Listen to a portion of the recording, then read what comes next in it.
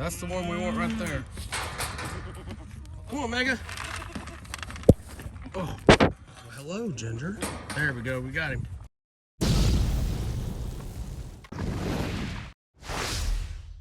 Hey y'all, welcome back to the channel. I'm Mike with Fowler Family Farm. Yes, I just arrived to work. I'm sitting in a dark car. Normally I don't do intros like this, but I forgot to shoot an intro to the video you're about to watch. So this gives me the perfect opportunity to shoot a quick intro for this video, let you kind of know what it's about, and also give a big thank you to all the Eldredge fam subscribers that have come over. Thank you guys so much. Thank you for giving us a chance. Thanks for clicking on these videos. We love the comments. My wife read every single comment. You kind of brought a tear to her eyes, so that's pretty incredible. Thank you guys very much. Crandall and Marcy, thank you for the opportunity to help you guys. It's been awesome. We love you, and y'all are gonna do some great things. To all of Crandall and Marcy's subscribers that came over, y'all need to know that that family is in really good hands. Crandall's an incredible person. His #1 priority is his family, so he's gonna do everything he can to take care of that family, and he'll get everything done, guys. Give him a chance, he'll get it done, I promise. He kind of reminds me of someone else I know. Yeah, me. Me and Tanya got married at an early age. We had our first kid. Tanya was 20, I was 21. We raised 3 boys, just like the Eldredge family's gonna do. So I know exactly where Crandall's at, and I know right where Marcy's at.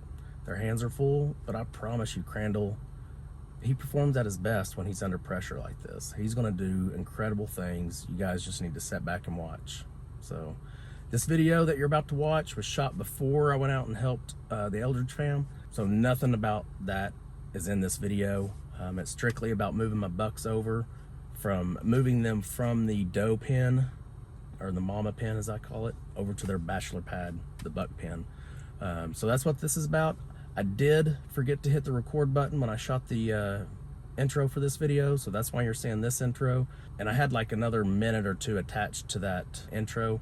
So where you're gonna start off in this video is not too far off. I mean, you're not gonna miss hardly anything but the intro, but you'll kind of catch on right away. Okay, we are in the process of taking down all this hot wire, poly wire fence that we had up. We had a very large area over here for pretty much all the goats were in it for a little while.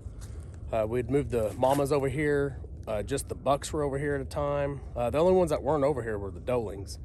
And then the mamas and the bucks were here together for a little bit before we moved them back over to the 3-acre pasture. So we've taken down 4 strands already. We've just got this one bottom strand left, and that's what Brendan, oldest son there, is doing. He's finishing up. So that's how much we got out of the first, pretty much, I would say 3.5 strands. Filled up a whole electrical wire reel, so that's a lot. That's probably 3 rolls right there if you go by it. We just found a splice where we took it apart. So this that we should have, that my son's rolling up right now, should be 1,320 feet. All we're doing is making this a smaller pin now. We're gonna reuse what he's rolling up and just make this a smaller area, because we're gonna move the bucks back over here by themselves. Well, they will have all this, well, not all this, obviously. I think I've already kind of, oh no, it is this one. Okay, I don't know if you can see that. Let me zoom in. That T-post right there with the yellow on it, that is gonna go straight across to this T-post right here. So that's how small their pin's gonna be now. I'll just stand right here so you can kind of see it. Oh, no, it's actually this T-post. That yellow one right there. It's gonna go straight this way. It's a straight shot, no trees are in the way. And they'll have everything over here. There's plenty of green grass for the bucks to eat on for a little while. They'll even have some old hay if they want to eat off of that, but I plan on feeding them too, some new hay. So that's what we're working on today. Not sure how much of it we're gonna get done. We're gonna get all the wire up at least, poly wire. And then our goal is to move some of these trees that are down way back here behind our house. We're gonna be able to access those now without the poly wire being in the way. We're gonna move those over here to this pile, and then we have a pile out in the cow pasture. We're gonna start burning some of these big logs. I've gotten quite a few firewood out of it too, and I plan on getting more, but the stuff I don't use, I plan on just burning off. And while we're at it, we wanna pick up all this little stuff. You know, just pick it all up, move it over here, start burning it. Not sure if this was a good idea, but Brendan decided to roll this wire up around his hand instead of getting another electric drill roll. So we'll go take a look and see how much he's already got around his hand. Was that a good idea? Yeah, it's not bad. It's not bad so far? No. We still got quite a bit left. Gotta do it. Here, show everybody what your hand looks like now. I did it loose. It's loose? Yeah. Oh, okay. It's like a glove. All right, good enough. Well, if you can do this, I want to start taking some of the post out over here on the other side. All right. So you just about made it, huh? Mm-hmm. Started falling apart. Well, we may be at the point where we're going to start reusing it now. From right here? Maybe. We're going to talk about it. This mini one up. I know, I can't find the big one. The bigger T-post pounder. Oh, you know what? It's out there where the cow's at. That lean-to over there, but that's hold on, I don't know if that's the direction I want it facing. All right, so we made an executive decision. We're gonna use these T-posts that are already in the ground. We just gotta add one right here, and the fence will go right here to that T-post. And the reason that is because I gotta be able to walk in here, in this area right here, and feed them hay right here. This will be their hay feeder for the winter, the 2 bucks. But with this wire that was originally here, that wouldn't work. So when I originally put this up, I should have put it over here on this post. That would have solved all this. This would have already been opened. So that's why we had to take all this down. We haven't really taken this wire out yet because we're gonna reuse it. But it's gonna start here, go this direction, and then go down. So they'll have a pretty big area.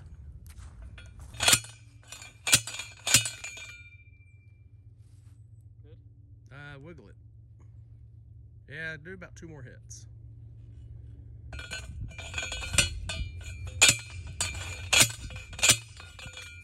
Yeah, that's probably good. If we have to tie it off, we could actually tie it off to that pole right there if it starts bending inward. So a lot of people don't use just T-post for their hot wires and their poly wire or hot wire. They actually use like a real post that's concreted in the ground. But we're gonna do this. It's worked for me in the past. I can get enough tension on it that the poly wire stays tight. And if I have to, well, he's already taken it down. I can show you down here on this other end. But if I have to, like this post here, what we originally had was another T-post right here at a 45-degree angle coming out of the ground, and you tie it off and it helps secure that post upright instead of being pulled in towards the pasture.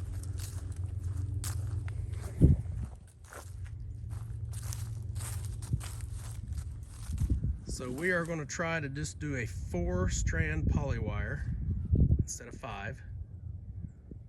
Okay, I think we got it figured out. It's going to kind of be shaped weirdly, and I'll have to show you the shape, I think, after I've got it all done. I think it would be hard to see without wire there, so we'll get like the first 2 or 3 rows up and then bring you back and show you what it's going to look like. It's kind of a different shape. It's not really a square or a rectangle. All right, we ready? Yep. All right. All right, so Brendan's makeshift reel is our hand.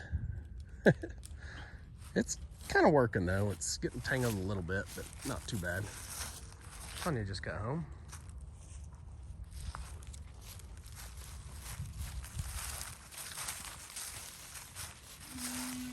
So like I was saying, oh geez, Brendan's trying to be a cow.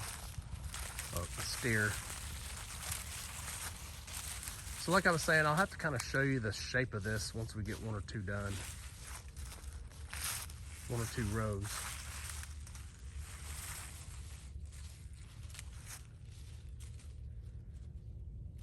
See, like this is kind of, you can't really see it. What are you doing? I think you're doing it wrong. No, no, no. You're going straight to that next post. No, I know. But the way these are used. Why? Come over here. I think these are just to get it in there and kind of locked in. Because you see these grooves? It looks like these grooves are made to go like this. They are on certain, Like that. yeah, they can on certain directions. But they can work like this too? Yes. Oh.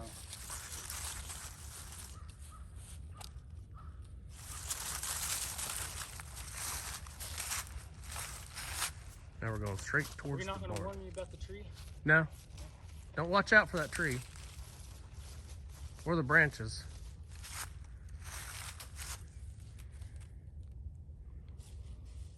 Oh.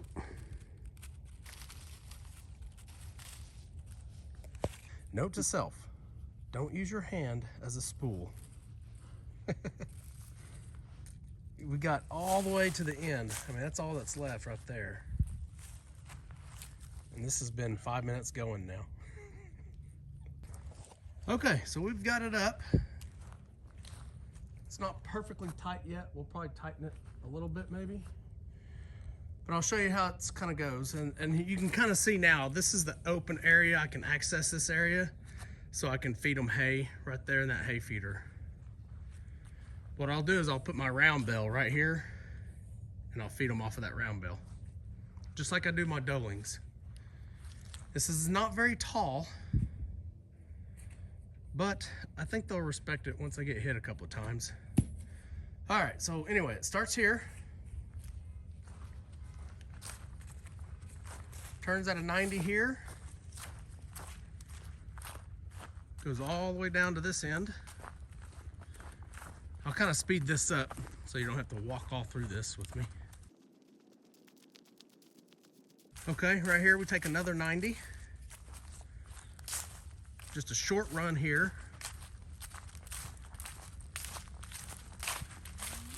From here, about a 45. You can see the lean-to is about right there where we started.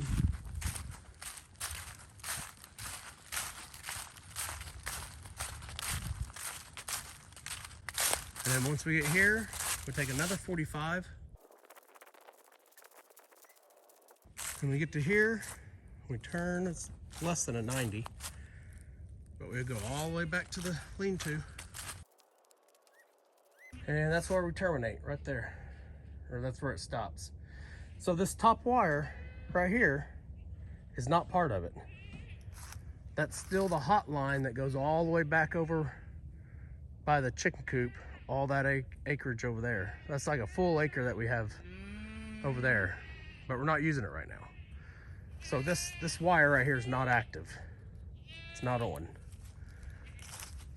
So this is where we attach it. So we will attach right here. Now it's attached, I just gotta go plug it in. All right, so this is the charger we're using. We do have electric out here in this lean-to. We'll just plug this bad boy in. It should be on. Hear it? Make sure they got water.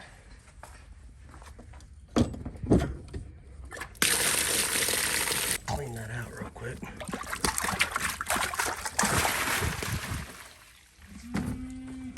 Nice and clean. I do believe Brendan is already over there trying to get the bucks. So all he's gonna do is grab Megatron and Chip, pull them out of there, and have them follow with the bucket of feed. They'll follow us pretty easily. I've got a couple of mineral licks over here already. We'll get them in today, and they'll start eating this green grass right away. So we'll kind of have to watch them, because if they haven't had a lot of protein lately, green grass, this could give them the scours if they eat too much of it all at once. because they're not used to that much protein constantly like they get used to in the summer. I want to show y'all what I do here. I let this run over quite a few times. Like every other time I fill this up, I'll let it run over and fill this up.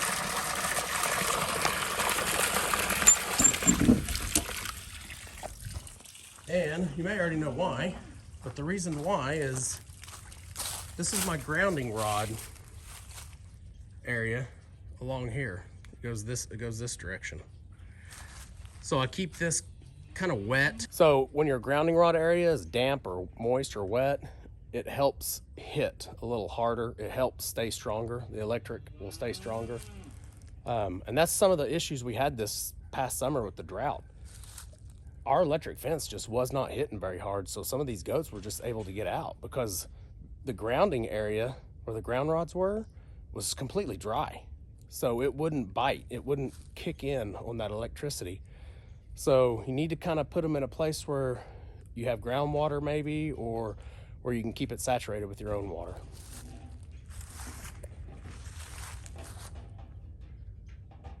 Let's see what he's doing. I think he's just grabbing them.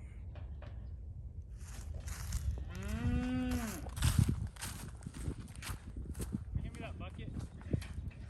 Chip's already here. Just let Chip out. Huh? Chip's already there. I know, I already got Chip. I need that bucket to get Megatron. Oh, okay. I might have to get a tetanus shot. Why? Chip budged into that and it trapped my finger and cut it. Uh-oh. Metal. Just dangled a finger.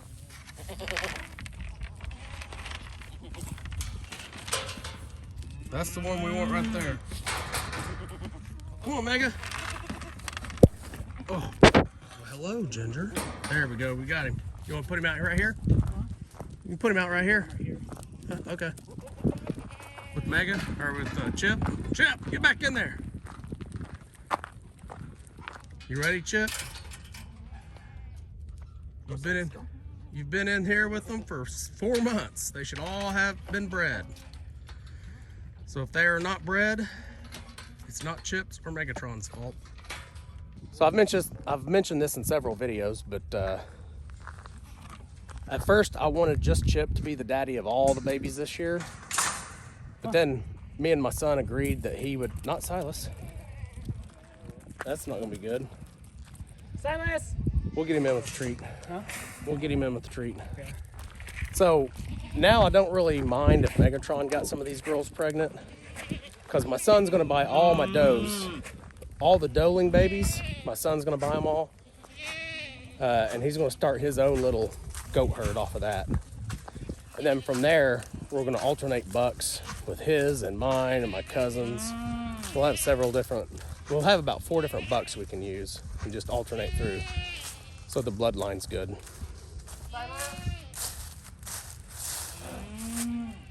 Hey, just go pour it over there in the grass and shut that gate.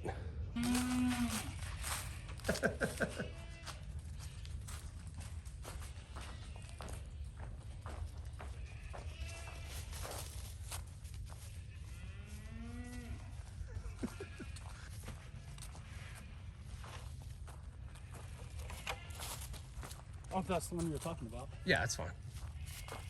Oh, yeah. Make sure you clean it real good. Yeah. Don't you, Megatron, you stay right where you're at. You can't come back out. The fence is on, so don't touch it. Over there and eat, Mega.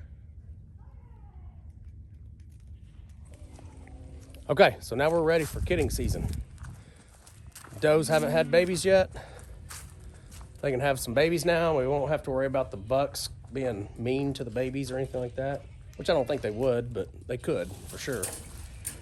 My very first buck I had, his name was Rockefeller, but we named him Fowler.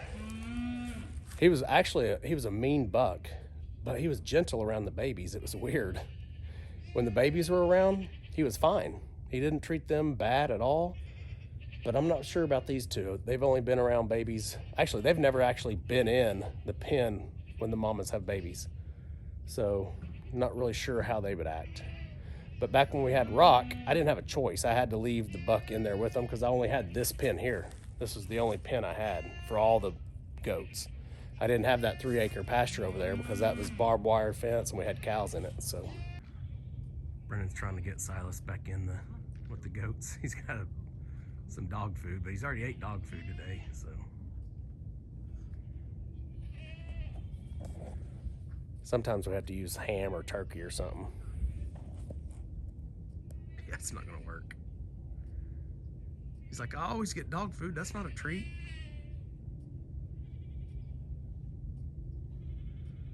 He's a heavy dog, dude. Silas is like, I've never had this kind of treatment. I could get used to this.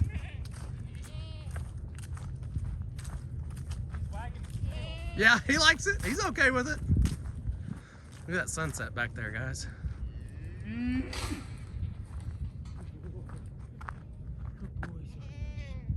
Good boy, Silas. He's gonna get right back out. He's gonna get right back out. Hey, he can get out from there. He can get back out there. Yeah, just come out and he'll get back out on his own. Or he'll get back in there on his own. This is where we feed Silas, right here. Ow. Hi, buddy. You got all dirty. Yeah, he'll just go through that gate right there. Okay, we're gonna go get my tester and test what this fence is hitting at. Because Megatron's already starting to walk around. Chip doesn't let Megatron eat. When it's just the two of them eating, he makes Megatron stay off. All right, let's see what this is hitting at. Moment of truth. See if we did a good enough job. There may be some leaves touching this bottom run, but I think we'll be all right. Let me turn the camera around. We'll see what happens here. All right, so remember this top line here is not active. So this is the top line of the 4 strand we have. Very top, 8,000. Let's make sure the bottom's hitting that way too. Oh, it looked like it was 8,000 too. Yep, we're good. So that right there, 8,000 kilovolts, hitting those goats will stop them. They will not want to mess with that fence. They will respect it and stay away from it.